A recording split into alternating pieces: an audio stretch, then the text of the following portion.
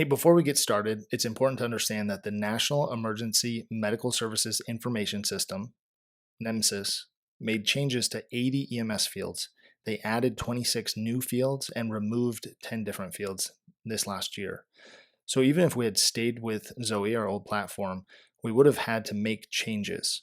So some of the new questions and fields that you see in ImageTrend, along with some of the drop-down selections, are part of this national change and are not specific to us changing platforms. So with that said, let's walk through how to complete a basic call. When we get dispatched and we log into ImageTrend Delete field, we're not going to get a pop-up notification.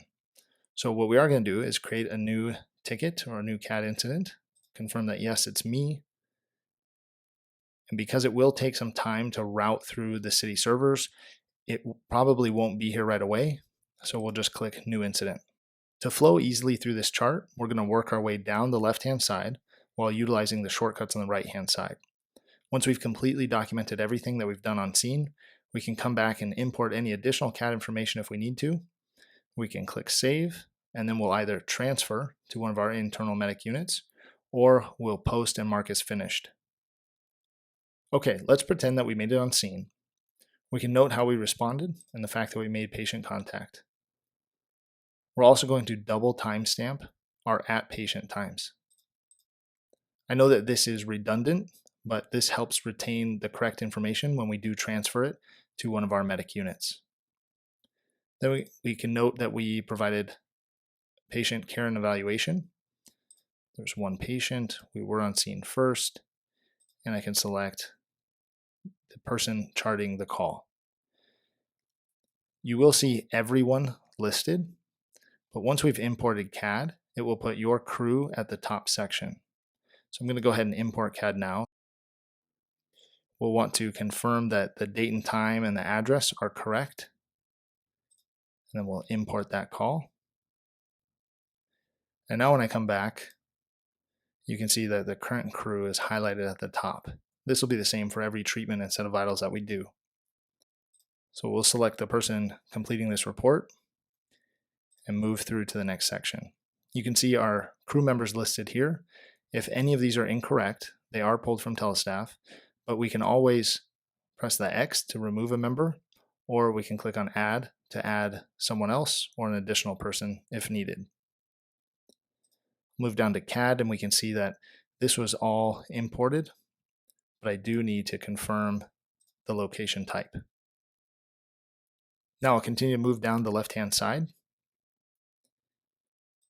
Right now we've had no barriers to care, and I can utilize the driver's license barcode scan or a 2D scan. They both work similar, and those will import driver's license information just like we're used to doing before, and it will populate all those patient demographics. I'm going to go ahead and enter the patient's name and the patient's date of birth. And then you'll see that I do have 8 patient records that match this information.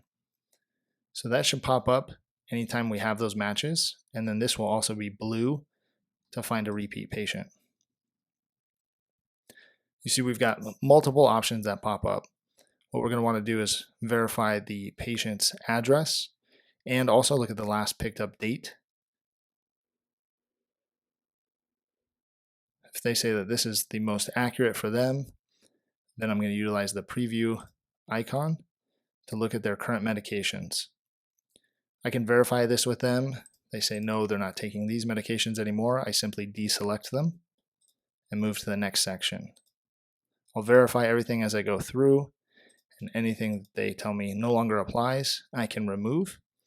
And now when I import, I will only be importing the green selected items. So you can see that we did import that information, and now we can close that message. And all the patient demographics are filled out. I can go to the next section here, or I can click on the left-hand side. For this pretend call, our patient is complaining of nausea. Also letting us know that they have been vomiting. They said that this started about 3 hours ago, so I'm going to date and time stamp this, and then come over here and just back the time off by 3 hours. My provider impression is nausea and vomiting, and alcohol use, drug use does not apply. That's another one of the new required questions. Along with these, not a cardiac arrest, and no, there's not a possible injury. Now, as I continue to fill out this past medical history section, let's pretend that my crew is ready to provide the first set of vitals.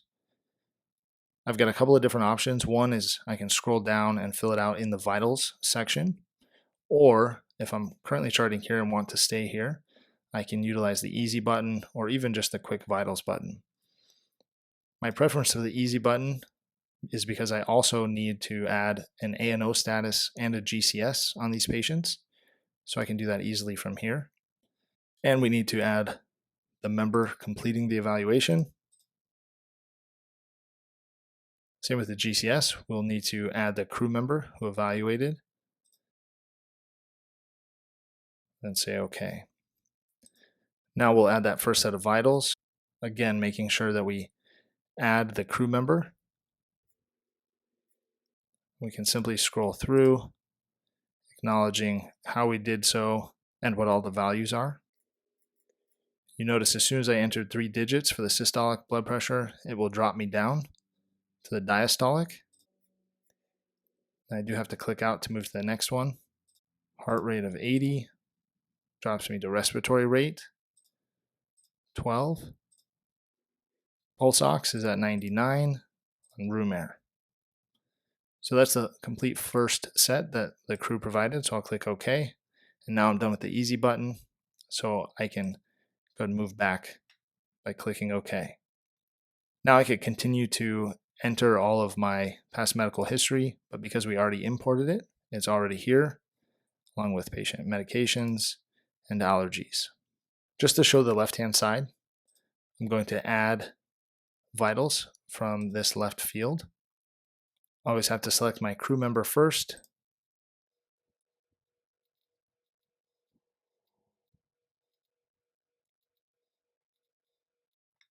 And for this set, we also got a blood glucose. So I'll hit OK.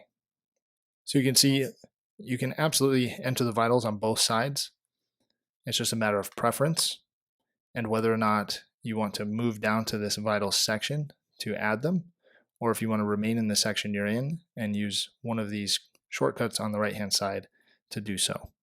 At this point in the call, let's say that we're going to add treatments. We're going to provide an IV and some Zofran. That's also something I can do from the left-hand side, but it is far easier with the easy button.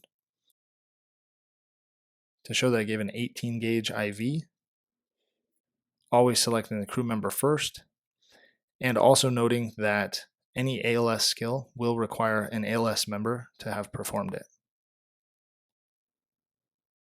Left AC, it was successful. I can also scroll down and provide Zofran here. Again, selecting the appropriate crew member. It was given IV, confirm my dosage. Some medications will come pre-populated, others will not. And that's based on a standard dosage given versus variable dosages. I can note the response to the medication and then select OK. The last thing I'll do in the easy button before I exit out is enter the 4 lead that the crew just performed. Again, always selecting the crew member, and we're going to select the crew member that evaluated or read the rhythm. This was a 4 lead sinus rhythm. We'll hit OK. And now, just like we do in Zoe, after we have documented an EKG rhythm, we do need to attach a photo, and we do that from the menu here. Come to Attachments, Add New, and then we'll take a photo of that rhythm strip. As you can see, we've done pretty well filling out this chart so far. The other thing that we could do as needed is provide a physical exam We could do something more specific through a focused exam. I don't want this to apply, so I'm going to hit cancel. Or through an ALS assessment. And for this case, I don't want it to apply, so I'll hit cancel. So with the transport crew on scene and us having now transferred patient care over, I'm going to provide a courtesy notification. And although you don't have to, I like using this printed courtesy notification report so I can easily have all of the information in front of me. Patient demographics, history and allergies, GCS, blood sugar, sets of vitals, so on and so forth. Assuming we've completed that call, I can close this tab and now move down to the CN section and make note of the fact that we did provide a courtesy notification and date and time stamp it. One of the great things about ImageTrend is that the transport crew can begin working on their chart before they receive our information. So this means that while I'm providing the courtesy notification, while they're en route to the hospital and I finish up my chart, they can begin documenting additional sets of vitals, their ALS assessment, and they can even begin filling out their own narrative. I'm going to do the same and finish the chart on my side. So I'll come down and complete a suppression narrative here.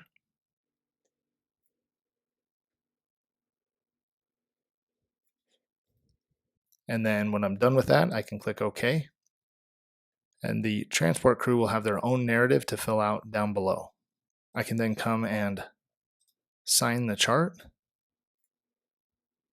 select the crew member who's charting, Medic EMT, date and timestamp, and then sign the chart. We do have additional options here in the outcome and transport section, but the rest of the chart is going to be completed by the transport crew, so we don't have to fill anything else out. Our validation score is not at 100, so we are not able to post and mark as finished through here. That'll be something that the transport crew does once they've completed the call. The last thing I'm going to do is look at my timeline. Sometimes crews enter all their vitals from a printout and the timestamps are not accurate. So if I did do that, I want to make sure that my vitals aren't accidentally 3 seconds or 30 minutes apart when they were really taken 5 minutes apart. And this is the time when I need to go in and assess that and make any necessary changes. Once I've completed everything I need to, I have a full thorough narrative and I've charted everything that occurred while I was on scene. I'm going to save just for safety. And then I'm going to transfer and upload this call. Current agency, because we're all internal. And then this is going to Medic 201. So I'll select that transport unit.